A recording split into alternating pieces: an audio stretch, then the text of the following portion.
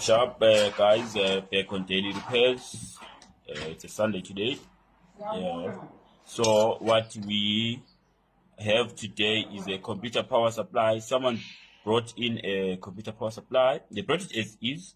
I think they removed it already from the box, from the computer box. So it's not powering on. What I found is a blown fuse already.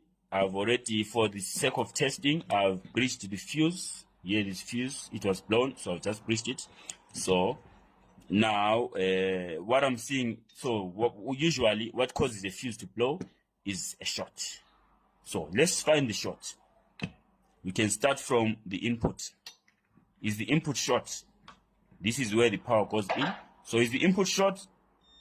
The input is short. You can see here. Let me bring my meter close. Let me find a better angle. Maybe like this. So you can see the input. The input is short.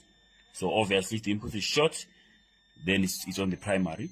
So we can trace it to somewhere else. I'm sensing it here. What is this?